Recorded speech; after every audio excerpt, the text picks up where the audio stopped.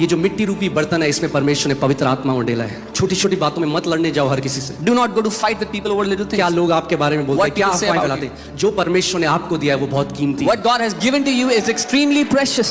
अगर आपका ध्यान उस लक्ष्य की तरफ है जो परमेश्वर ने आपको दिया है, आपको फर्क नहीं पड़ेगा लोग आपके बारे में क्या बोलते हैं। आप लड़ने जा सकते हो, You can go to fight people, मगर वो छलका दोगे जो कीमती परमेश्वर ने आपको दिया है। but then you will spill that oil, that precious that God has given to you. किस किस को जस्टिफिकेशन दोगे आप? Who all will you go and असल बात ये है, The real thing is, यीशु ने कहा जब उन्होंने मेरी निंदा करी तो तुम्हारी भी करेंगे। Jesus said they hated me, they criticized me, they will also criticize you. मगर आप देखोगे वो कभी लड़ने नहीं गया। But he never went to fight his case. आप चुप रहो, You stay quiet. परमेश्वर को आपका जवाब देने दो। Let God answer on your behalf. जब आप लड़ोगे If you will go and तो fight, परमेश्वर चुप रहेगा। then God will be quiet. जब आप चुप रहोगे When you will be तो quiet, परमेश्वर लड़ेगा। then God will fight on your वो कहता behalf. है युद्ध तेरा नहीं है, He says the battle doesn't belong to you. युद्ध यहोवा का है। The battle belongs to the Lord. Amen. Amen. Can you give a loud praise to Jesus? Hallelujah. Come on, for a moment, just lift up your hands अपने हाथों को उठा ले जहां भी आप and just talk to the Lord. और प्रभु से बात करें. Hallelujah. Just speak to Him to hear your voice. उससे कहें प्रभु मैं आपकी आवाज को सुनने के लिए आया हूँ. Jesus said, यीशु ने "The कहा dead will hear my voice and they will come alive." जो मृत है वो मेरी आवाज को सुनकर जिंदा हो जाएंगे. As you hear the voice of the Lord today, आज जब आप प्रभु की आवाज को सुनते हैं, मरी हुई चीज वापस जिंदा होती है यीशु के नाम में. your dead body organs will come back to life in Jesus' name. आपके शरीर के मरे हुए अंग वापस जिंदा किए जाते हैं आज यीशु के Your नाम dead में. relationships will come back to life in Jesus' आपके name. मरे हुए वो रिश्ते आज वापस किए जाते हैं जिंदा यीशु के नाम में. Your dead businesses are coming back to life. आपके मरे हुए बिजनेस वापस जिंदा किए जाते हैं आज यीशु के नाम में. Your dead dreams and visions are coming back to life. आपके मरे हुए स्वप्न और दर्शन आज जिंदा किए जाते हैं यीशु के नाम में. Today the Lord is breathing His spirit of life over you. आज परमेश्वर अपना जीवन का आत्मा आपके ऊपर फूंक रहा है. Hallelujah. Come on, give Him praise. उसकी स्तुति करें, Give Him praise. उसकी Give Him स्तुति praise. करें, उसकी स्तुति करें. He is worthy. वो योग्य है, He is holy. वो पवित्र है. Hallelujah. Amen. Amen. Amen. Come on. Tell your neighbor today is my day. अपने पड़ोसी को कहें आज मेरा दिन है. मैंने आपको बताया था कि परमेश्वर की डिक्शनरी में एक ही दिन है. I told you there is only one day in God's dictionary. कौन सा है वो दिन? Which day is that? आज. Today. आज. Today. वो ये नहीं कहता मैं जो था वो था. He doesn't say I was who I was. वो नहीं कहता मैं जो होऊंगा वो होऊंगा. He does not say I will be what I will वो be. कहता है मैं हूं जो मैं हूं. But he says I am what I am. Amen. Amen. That great I am is your God. वो महान परमेश्वर ही आपका परमेश्वर है. Amen. Amen. जो उसने बीते समय में करा What he did in the times past, वही वो आज करेगा. he will do it today. और जो वो आने वाले कल में कर सकता है वो आज भी कर सकता है. And what he can do in the days to come, he can do that today as well. Amen. Amen. So sit with expectations. महान उम्मीद लगा करके आज बैठे हैं यहाँ पर. Say the word is for me. कहें वचन मेरे लिए है. Say the word is for me. बोले वचन मेरे लिए है. Amen. You can be Amen. seated. आप बैठ सकते हैं अपने स्थान पर. Let me just pray and then we'll go to the word. मैं प्रार्थना करता हूँ फिर हम वचन में जाएंगे. Heavenly Father, I praise you. स्वर्गीय पिता मैं आपकी स्तुति करता हूँ. You are such a good Father. आप बहुत ही भले पिता हैं. Thank you for your love, your grace, your compassion. आपके प्रेम, आपके अनुग्रह, आपकी दया के लिए धन्यवाद. Thank you, Father, धन्यवाद पिता, for your written word. आपके लिखित वचन के लिए. Thank you for your mighty Holy Spirit. धन्यवाद आपके महान पवित्र आत्मा के लिए. Thank you, Father, that today there shall be a turnaround in many stories today. धन्यवाद पिता के आज बहुतेरों की जिंदगी की कहानी बदलने वाली है यीशु के नाम में. Because of the word that is sent to them. उस वचन के कारण जो उनके लिए आज भेजा जाता है. In Jesus' name. यीशु के नाम में. Amen. आमेन.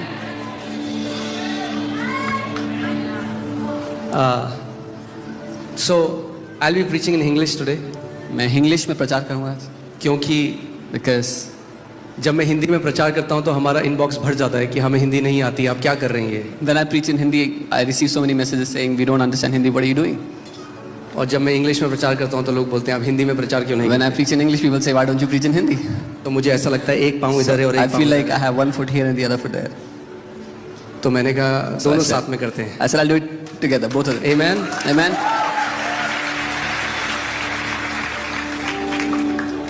So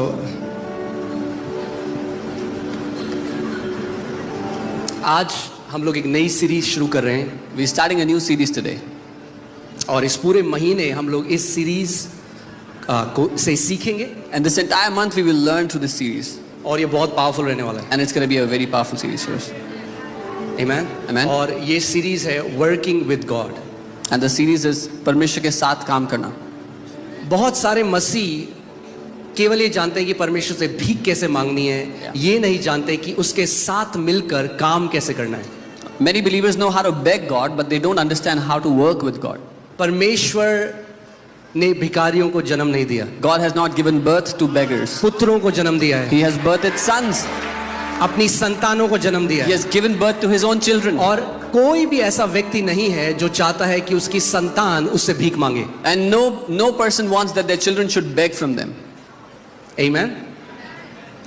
तो परमेश्वर भी नहीं चाहता आप उससे भीख मांगे. So neither does God desire that you would beg from him. परमेश्वर चाहता है कि आप सीखें कि उसके साथ मिलके उस पार्टनरशिप में आप कैसे कार्य कर सकते हैं. God wants you to learn how you can partner with him and work with him. Amen. So आज की जो सीरीज है जो है वो है working with God. So today's series is working with God. परमेश्वर के साथ काम करना. Amen. So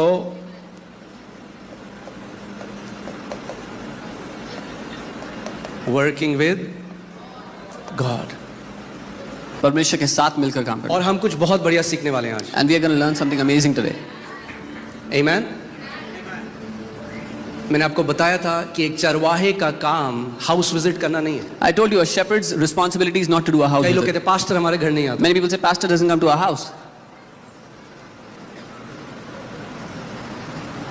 पास्टर का काम हाउस विजिट करना नहीं है. It's not the pastor's role to do house visits. Shepherd का या चरवाहे का मेन काम है, सबसे नंबर 1 काम है ज्ञान और बुद्धि में बढ़ाना उस कलीसिया को. The first responsibility or role of a shepherd is to make the congregation, make that church grow in wisdom and understanding. और मैं आपको एक बात बता दूं, आप दुनिया के सारे पास्टरों को अपने घर में बुला लो, चिकन बिरयानी खिला लो, चाय पिला लो, बिस्किट खिला लो, मगर अगर परमेश्वर के वचन में नहीं बढ़ोगे तो कुछ फर्क नहीं पड़ेगा. And even if you call all the pastors of the world into your house, give them a good treat and not understand the word, not grow in the wisdom and the understanding of the word, nothing in your life will change. Amen. और मैं आपको एक बात और बता दूं, And I'll tell you one more thing. सबसे जरूरी है जो स्पिरिचुअल मेंटरशिप होती है. The most important thing is spiritual mentorship. जब आप एक जो व्यक्ति जो अगुवा परमेश्वर ने आपके लिए रखा हुआ है, आपको उनके साथ पर्सनल टाइम बिताने की भी जरूरत नहीं है. आपको सबसे इंपॉर्टेंट जो ग्रहण करना है वो है परमेश्वर का वचन जो सिखाया जाता है. The most important thing that you need from your spiritual mentor is not to spend time with them personally, but to learn the word that they teach you. Amen. Amen. आप जानते हैं यहूदा जूडस प्रभु यीशु मसीह के साथ था. जानते हैं कितने लोग? How many people know that Judas was with Jesus all that time? साथ में था, बगल He में was था, with him, right next to him. साथ में खाना खाया, He would eat with him. साथ में 3 साल रहा. 3 years he stayed with जहां him. यीशु मसीह गए वहां गया. Wherever Jesus went, he So also साथ went. में था. So he was with him. और तब भी यीशु मसीह को बेच दिया. And even then he sold Jesus off. और पौलुस And कभी Paul. यीशु मसीह को नहीं देखा, Apostle Paul never saw Jesus, मगर उसने उस प्रकाशन को ग्रहण किया. but जो he परमेश्वर से received आता the revelation that came from God. है. और one of the greatest apostle बन गया, और वो सबसे महान, one of the greatest apostles he became. जिसने कभी यीशु के साथ फिजिकली नहीं चला फिरा, The one who never walked physically with Jesus, मगर उसने वचन को ग्रहण किया. but he received the word that came from him. सबसे इंपॉर्टेंट आपके जीवन में है वचन को ग्रहण करना. The most important thing in your life is to receive the word. आमेन. आपकी आत्मिक परिपक्वता, कई लोग क्या करते हैं ना, वो अपना रिज्यूमे बनाते हैं. Your spiritual maturity. Many people, they try to build their own resume. कई बार लोग मुझसे मिलने आते हैं, Sometimes people come to meet कहते me हैं मैं and they परमेश्वर say, के इस दास को जानता हूँ, "Oh, I उसको know जानता this हूँ." man of God, I know तो that." जब वो man of ऐसा God. बोलते हैं ना, मैं अंदर से ऑफ हो जाता So when they speak like that, I get turned off inside. हूँ. जो इनसिक्योर होता है ना अपनी पहचान में, जो मसीह में है, वो इन चीजों से अपनी पहचान बनाने की कोशिश करता है। मैं फलाने को जानता हूं, मैं फलाने के यहाँ गया था, तो क्या फर्क पड़ता है? Someone who is insecure in their identity in Christ, they find their identity by the people they know. Oh, I know this man, I went there, I met him. How does it matter? आप किस मनुष्य को जानते हो उससे क्या फर्क पड़ता है? कि आप उस मसीह को जानते हो जो आपके अंदर है, वो सबसे इंपॉर्टेंट चीज है। Whether you know any man or not is not important, but if you know the Christ who lives in you, that is the most important thing. अगर आप मसीह में सिक्योर हो, आप अपनी रिज्यूमे बनाने की जरूरत नहीं है लोगों के सामने जाने। If you are secured in Christ, you will not have to build up your resume before people. आपके कामों को देखकर, परमेश्वर ने कहा आपके फलों को देखकर लोग पहचान लेंगे आप कैसा पेड़ हो। People will see the fruits in your life and they will know exactly what kind of tree you are. कभी देखा आपने सेब का पेड़ चिल्ला रहा है, hello, Have you ever seen an apple tree crying out, hello, ताजे ताजे सेब, fresh apples, आ जाओ। come? नहीं, No. फल को देखते हो आप, You see the fruit on it जान लेते हो। and you know. आमीन। Amen. मैं ये प्रार्थना करता हूं कि आपके फल लोगों को बता दें कि आप जीवित परमेश्वर के हो। I pray that your fruits will tell the people that you belong to the living God. आपका जीवन फलों से ऐसा लदा हुआ हो कि जो भी आपको देखे आपके पिता की महिमा करे। May your lives be so loaded with the fruits of God that whoever sees you will glorify your Father in heaven. आमीन। सो जो इंपॉर्टेंट चीज है उस पे इंपॉर्टेंस देनी है। कई लोग जो ट्रिवियल चीजें हैं उस पे इंपॉर्टेंस देते हैं। So we have to give importance to the things that are important. Many people give importance to trivial matters. जब आप कलीसिया आते हैं, When you come to the church, मत देखो कारपेट कौन से कलर की है, फर्क नहीं पड़ता। don't look at what color the काली है, carpet पीली is. है, लाल है, नीली है, उससे आपके आत्मिक जीवन को नहीं पड़ेगा। मगर जो वचन बताया जाता है, अगर आप वो ध्यान धरकर सुनो, उसको ग्रहण करो एक अच्छे हृदय से, तो एक ऐसा पेड़ बनोगे जिसके अंदर फल लदे हुए हैं। It doesn't matter what color the carpet is, but if you will intently hear and receive the word that is taught, you will become a tree that has fruits. आमीन। कुछ लोग आते हैं कलीसिया में, मैं अभी वचन में नहीं, ठीक है ना, मैं फ्लो कर रहा हूं, उसके बाद जाएंगे वचन में। Some people when they come to church, सबसे पहले देखते हैं, अरे उस बहन ने सर नहीं ढका हुआ है, उसने कैसे कपड़े पहने हुए। the, इसको बोलते हैं आत्मिक वेला। the first thing they see is that sister is not covering her head. What kind of clothes is that person wearing? जिसके पास कुछ काम नहीं है ना, जो बिना उद्देश्य के कलीसिया से आया है ना, वो यही करेगा। This is a purposeless person, a purposeless believer who has no purpose in life in coming to church. मगर जो एक विशेष लक्ष्य के साथ आया है, मैं आत्मा में बढ़ने के लिए आया हूं, मैं अपना वचन ग्रहण करने आया हूं, मैं चंगाई लेने के लिए आया हूं, प्रभु आज मैं अपने जीवन में एक बदलाव के लिए आया हूं, आपका ध्यान और कहीं नहीं होगा। आप कहोगे प्रभु आज मेरा दिन है। But anyone who comes with this purpose that Lord, I want to receive your word, I want to grow, this is my day, they will not pay attention to anything else but the word. कई मुझे message आते हैं, आप stage से ना ऐसे हाथ के साइन मत बनाया करो, वो अलग अलग साइन है। मैं कहा, अरे I get many messages, don't make such hand gestures on the stage, they mean different things. बांध दो मेरे हाथों को। Come and tie my hands. इसको बोलते हैं आत्मिक वेले लोग, जिनके पास कुछ काम नहीं है, This is- तो वो कमियां निकालते हैं। This is people who have no purpose and then they find faults in everything. आप आत्मिक वेले नहीं हो। Don't be, you are not spiritually purposeless. आमीन। आप वो नगर हो जो चट्टान के ऊपर, जो पहाड़ के ऊपर रखा गया। You are a city that is set on a rock, a city that is kept on the hill. आमीन। मैं आपको एक कहानी बताऊंगा, उसके बाद हम लोग वचन में I'll जाएंगे। tell you a story, we'll go to the word then. मगर इस कहानी के ऊपर दृष्टांत है, ये कहानी नहीं, एक दृष्टांत है, इसके पीछे एक मॉरल है, But there's a moral behind the story. एक सीख है। There's a lesson. दो देशों के राजा थे, There were two kings of different kingdoms. और एक देश का जो राजा था उसने दूसरे देश को हरा दिया और उस राजा को बंदी बना लिया। The king of the first kingdom defeated the second kingdom's king and he made him, and he tied him up. और जो वो राजा बंदी था, Now the king who had lost, who was tied up, उसको दूसरे राजा ने बोला, मैं तुझे एक चांस देता हूं कि तुझे जीवित छोड़ दूं। the victorious king said, I'll give you an opportunity that I'll leave you alive. वो उसको एक कटोरा दिया He gave him a bowl और उसमें तेल भर दिया and he filled it with oil.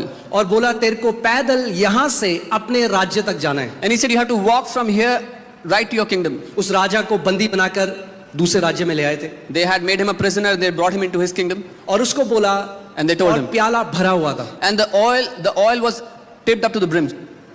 और कंडीशन ये थी कि अगर एक भी बूंद उस कटोरे में से तेल की गिरी तो उसके साथ साथ उनकी सेना चलती थी, और उसको आदेश दिया, जैसे ही एक बूंद गिरे इसका सर काट देना।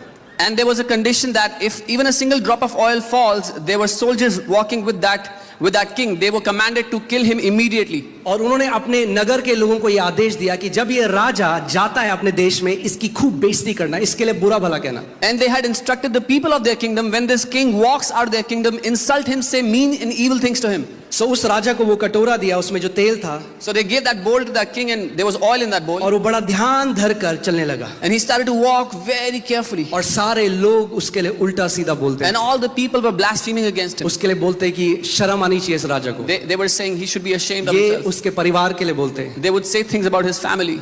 गलत गलत बातें, गंदी गंदी बातें उसके लिए Evil बोलते things they spoke about. हैं. मगर वो बड़े ध्यान धर कर But he चलता was रहा. very careful and he kept एक walking. कदम, दूसरा कदम, One step, next करते करते उसको पूरा एक दिन लगा, मगर वो अपने राज्य में पहुंच गया. It took him one entire day, but he got into his kingdom finally, बिना एक बूंद गिराए. without dropping a single drop of तो oil. उसको वापस राजा के पास लाया गया. So they brought him back to the king. और राजा ने उसको बोला था कि अगर एक भी बूंद नहीं गिरेगी तो उसको आजाद कर देगा, वापस उसका राज्य दे देगा. And the king had said, he had promised, if he doesn't drop a single drop of oil, he'll give his kingdom back to him.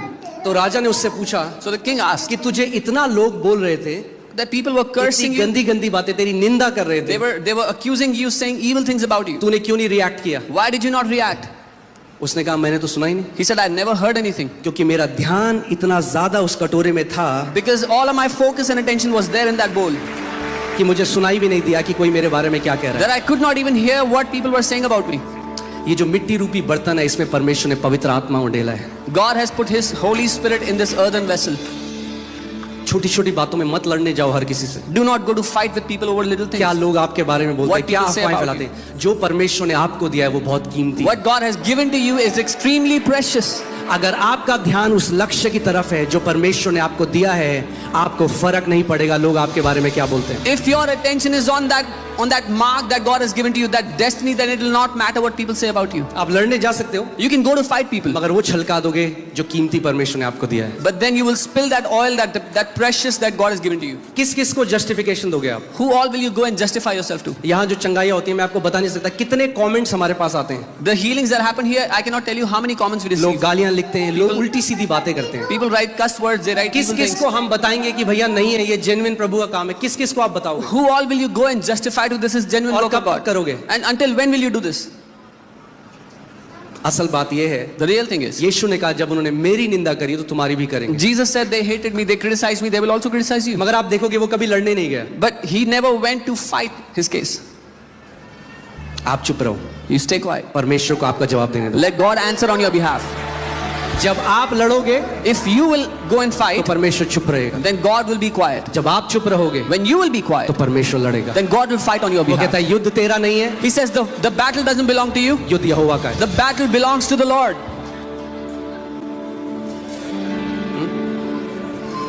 कई लोगों ने मुझे कहा ये फॉल्स चर्च है, ये खत्म हो जाएगा. Some people say this is a false church, it will not last. मैंने कहा अगर फॉल्स चर्च है तो मैंने उस रात प्रार्थना करी. मैंने कहा यीशु मसीह आज खत्म कर दे. I said, Lord, if this is a false church, end it tonight. क्योंकि क्या फायदा एक कलीसिया का जिसमें भीड़ है और जब आप मसीह के सामने खड़े हो तो आपको बोलेगा कि तूने फॉल्स चर्च का तो एक पास्टर था. What is the point that a church that is filled with people, and the day you stand before Jesus, he said you were pastoring a false church? मैंने कहा प्रभु आज खत्म I कर said, Lord, end it today. दे. मगर अगर तूने इस church की नींव रखी है But if you have laid the foundations तो of this नरक के church, फाटक कभी प्रबल नहीं होंगे. then the doors of hell, the gates of hell will not prevail against this church. आमीन. Amen. सो जब आप कलीसिया में आते, मैं क्यों आपको एक कहानी बताता, So- अपना फोकस वहां रखो जहां सबसे जरूरी है. Why did I tell you that story? Because when you come to the church, put your focus on the most important matter. Number one चीज जिसके लिए आप आते हो The- कलीसिया में, The prime reason, संगति भी नहीं है, The वो prime- वचन है. वचन the prime reason why you come to church is not the fellowship, is the word why you come here. संगति बहुत जरूरी है. Fellowship is most मगर important. कई लोग केवल संगति चाहते हैं और वचन नहीं चाहते. But many people just desire the fellowship, not the word. हमारा नंबर वन प्रायोरिटी जीवन में है परमेश्वर का वचन. Our first priority in life is the word of God. मैं आपको इस बात को बता दूं, जितने मसीह परमेश्वर के वचन का सच में आदर करते हैं वो कभी भी जीवन की किसी परिस्थितियों के नीचे नहीं रहेंगे, वो हमेशा ऊपर ही रहेंगे. I can tell you this, all those believers who honor the word of God, they will never come under any circumstance, they will always rule above every situation. आमीन. तो चलिए वचन में चलते हैं. Let's go into the word. पहला कुरिन्थियों 3:9 1 Corinthians 3:9. यहां पे लिखा है क्योंकि हम परमेश्वर के सहकर्मी हैं. It says here, for we are God's fellow workers. कौन है हम लोग? Who are we? God's fellow workers.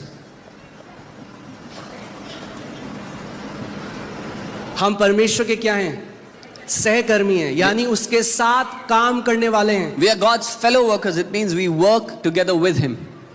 If we are God's fellow workers, then we have to know how God works. अगर हम परमेश्वर के सहकर्मी हैं तो हमें समझना है परमेश्वर कैसे काम करता है. We have to learn how does the kingdom of God operate. हमें सीखना है परमेश्वर का राज्य कैसे काम करता है. Amen. Amen. क्योंकि हम क्या हैं परमेश्वर के? Who are we? सहकर्मी, colleagues. The fellow workers, the colleagues of God. Isn't that amazing?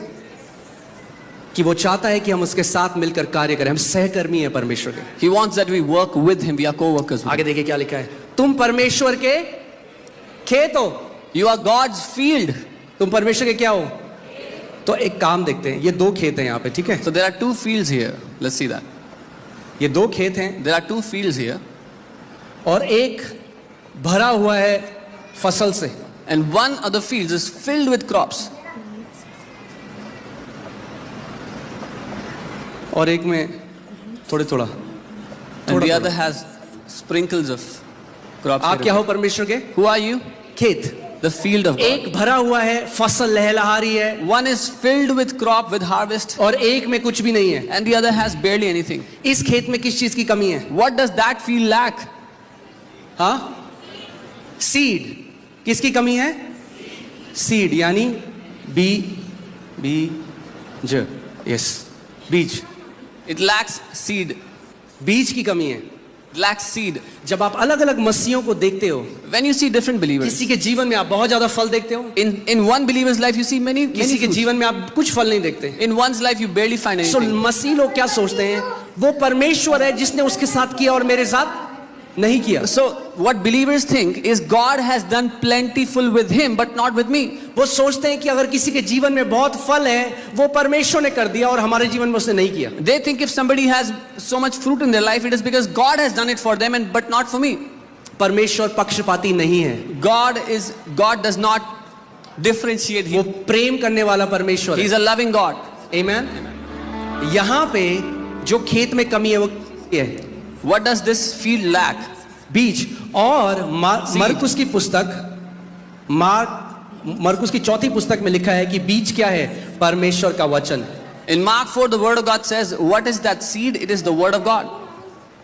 यानी क्या डिफरेंस है दो मसीहों के अंदर? So what is the difference between two believers according to ध्यान this? से सुनिए. Hear carefully. कोई अच्छा मसीह और कोई बुरा मसीह नहीं है. There is no good believer and bad believer. फिर से मैं बोल रहा हूँ, I'll say it again. अच्छा मसीह और बुरा मसीह नहीं है. There is nothing like a good believer or a क्योंकि bad एक believer. बार जब आपने मसीह में आ गए, आप उसके लहू से धुले गए, आप उसकी धार्मिकता बन गए, आप पवित्र लोग हो चुके हो. Because when you are in Christ, you are washed with His blood. You are holy. सो अब कोई अच्छा मसीह और बुरा मसीह नहीं है. So there is no good or bad believer anymore. अब यह है कि खेत जिसमें बीज पड़े हैं और कुछ खेत ऐसे हैं जिसमें बीज नहीं पड़े. Now the matter is a field which is filled with seed and a field which has no seed. यानी अब आपका हार्वेस्ट परमेश्वर नहीं डिसाइड करता, आप डिसाइड करते. Which means God does not determine your harvest, you do it. आमेन. आप परमेश्वर का क्या हो? खेत हो. You are God's field. जब एक किसान खेत लेता है, क्यों लेता है खेत? When a man buys a field, why does he buy it? क्या चाहता है वो खेत से? What does a man want from his field? हाँ, फसल चाहता है. He wants a harvest. परमेश्वर क्या चाहता है आपसे? What does God want from you? फसल चाहता है. He wants a harvest. परमेश्वर फल चाहता है. God wants fruit in your life. यीशु मसीह ने कहा इससे पिता की महिमा होती है कि तुम बहुत सारा फल फलो. Jesus said, by this the Father is glorified that you bear many fruits. यानी जब आप एक ब्लेस्ड जीवन जीते हो, So that means when you live a blessed life, यानी जब आप स्वास्थ्य में चलते हो, when you live in health, यानी जब आप धार्मिकता में बढ़ते जाते when हो, you keep growing in righteousness, क्या होता है? what happens? इससे पिता की महिमा होती है. The Father is glorified. जब लोग आपके जीवन को देखते हैं, When people see your life, तो यीशु मसीह ने क्या कहा? वो तुम्हारे जीवन को देखें और परमेश्वर पिता को क्या करें? Jesus said, let them see your life and glorify your Father in heaven. Amen. Amen. So अगर मैं चाहता हूं, एक जो किसान है वो एक खेत में एक बारी बीज नहीं बोता. So a farmer does not sow the seeds in his field just one time. बार बार बीज बोता रहता है और कटनी करता रहता है. बीज Again. बोता रहता है और कटनी करता रहता है. यही मसीह जीवन भी है. बीज बो, कटनी करो, बीज बो, कटनी करो. Again and again, the farmer sows the seed and he reaps a harvest. He sows the seed, reaps the harvest. This is what the Christian life is. Sow the seeds in your heart and reap the harvest. परमेश्वर ने आपको अपना वचन दिया है जो उसका अविनाशी बीज है Bible. God has given you His word, which is His indestructible seed. अविनाशी बीज का मतलब वो कभी करप्ट नहीं हो सकता। Incorruptible seed, which can never be corrupted. अगर आप सच में एक कमिटमेंट के साथ परमेश्वर के वचन को अपने हृदय में बोते हो तो ऐसा नहीं हो सकता कि आपका जीवन ब्लेस्ड ना हो। If you intently sow the word into your heart, this is not possible that you will not live a blessed life. Amen? वचन कुंजी है। The word is the key. वचन हमारे जीवन का आधार है। The word is the basis for our life. Amen? हमारा नया जन्म भी परमेश्वर के वचन से ही हुआ है। Our new birth is according to God's word. Amen? अब मैं आपको एक चीज बताना चाहता हूं। हम जब इस दुनिया में आए हैं, When we have come to this world, परमेश्वर का वचन पहला थेसलोनियंस 5:23 में हमें बताता है कि हम क्या है। परमेश्वर ने हमें अपने स्वरूप में बनाया तो हम क्या हैं? हम एक आत्मा है। 1 Thessalonians 5:23, God has made us in His image according to His likeness. So हमारे first, पास प्राण है we are a spirit, we have a soul, और हम एक शरीर में रहते हैं। and we live inside a body.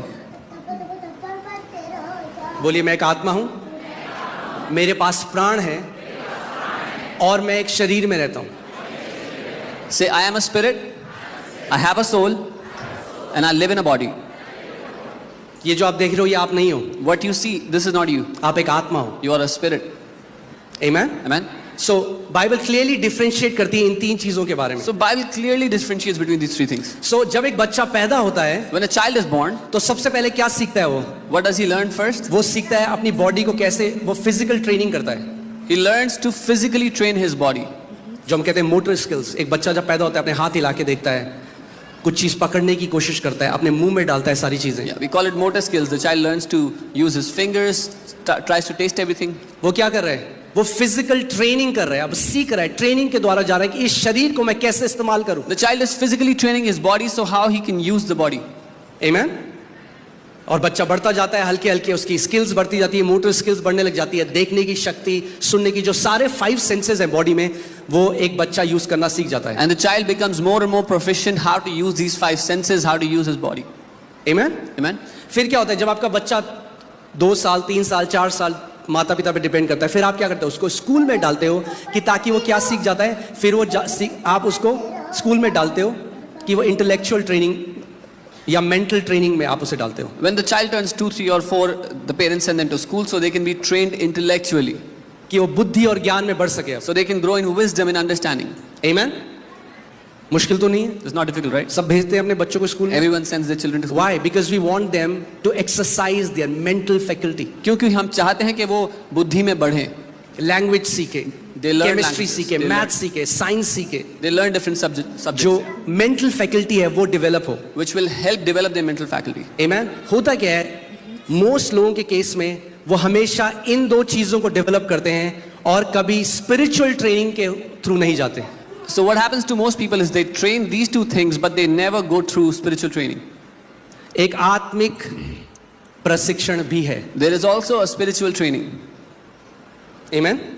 और बहुत सारे लोग मर जाते हैं बिना जाने हुए कि उनकी आत्मा कैसे कार्यशील होती है। And many people die without ever learning how their spirit works. जो मसीह में नहीं आया, जो बॉर्न अगेन नहीं है, वो स्पिरिचुअली डेड है, उसकी आत्मा मरी हुई है। Those who have not been born again, have not accepted Jesus, their spirit is dead. मगर जिन्होंने नया जन्म पाया है, But अब हमें सीखना है कि हमें परमेश्वर के साथ कैसे मिलकर कार्य करना है। But those who have been born again, we need to learn how to work together with God. मैं 1 तिमोथी 4:8 पढ़ता हूं। 1 Timothy 4:8. क्योंकि देह के प्रशिक्षण से कम लाभ होता है। For physical training is of some value. Amplified में देखिए कितना अच्छा लिखा है, physical training is of some value. शारीरिक प्रशिक्षण का थोड़ा लाभ है। जो फिजिकली ट्रेनिंग करते हैं, बाइबल नहीं कह रही कि उसकी कोई वैल्यू नहीं है, सम वैल्यू, थोड़ी वैल्यू है। The Bible is not saying that those who train physically have no value. It has some value. But godliness जो है स्पिरिचुअल ट्रेनिंग लेकिन ईश्वरीय training, godliness, is useful and value in everything. वो हर एक बात में, सब बातों में लाभदायक है। आप समझ रहे हैं? आपकी जो स्पिरिचुअल ट्रेनिंग है Your spiritual training, ये बहुत ही पावरफुल है। अगर आप स्पिरिचुअल ट्रेनिंग को एनरोल करते हैं, ये केवल आपका आज इंपैक्ट नहीं करेगी, बाइबल बताती है आपके आने वाला कल को भी इंपैक्ट करेगी। Your spiritual training not only impacts your today but also the days to come. आमेन। क्योंकि इस बात को जानिए, जॉन 4:24 कहता है कि गॉड इज अ स्पिरिट। यूहन्ना 4:24 वचन कहता है परमेश्वर आत्मा है। क्या है परमेश्वर? परमेश्वर आत्मा है। God is इसीलिए परमेश्वर केवल आपकी आत्मा से ही बात करता है। This is why God only speaks to your spirit.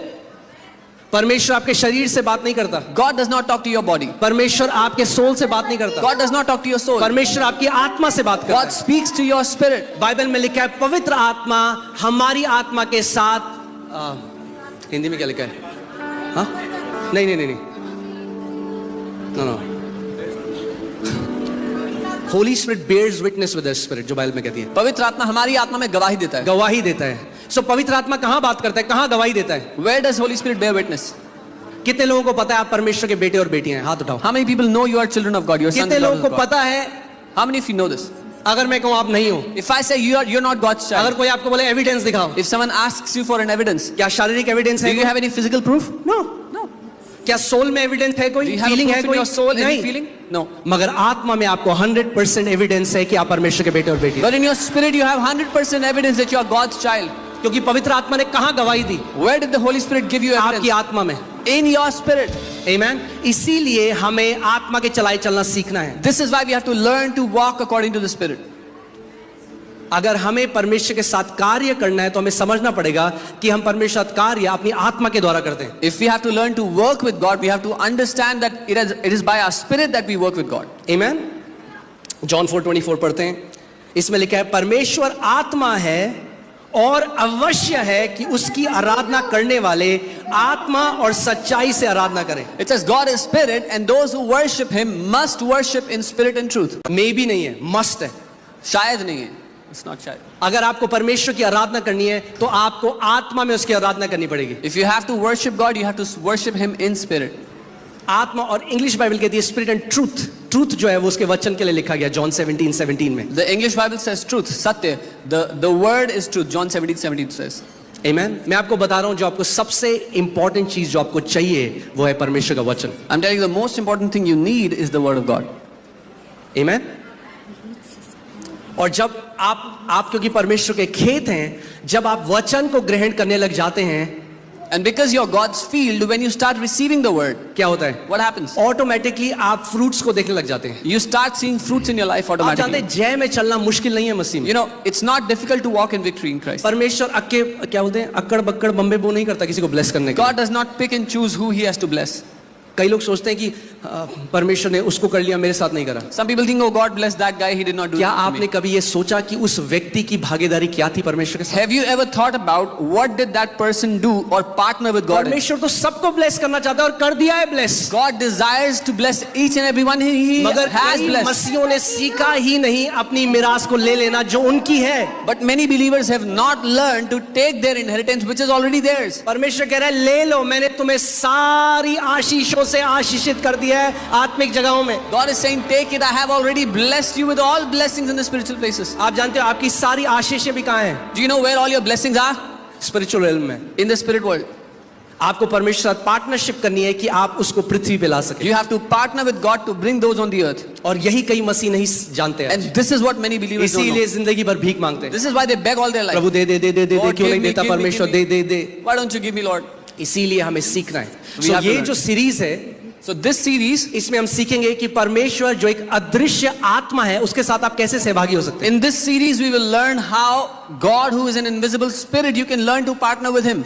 क्योंकि अगर आपका बिजनेस में कोई पार्टनर है जिसको आप देख सकते हैं, जिसकी आप आवाज सुन सकते हैं, बहुत आसान है सहभागी होना। If you have a business partner whom you can see and talk to, it's very easy to partner with them. But if you have a partner that you cannot see, अगर आपका ऐसा पार्टनर है जिसको आप देख नहीं सकते हो, who's invisible, तो अदृश्य है, how will you partner with him? तो उनके साथ कैसे पार्टनर करोगे?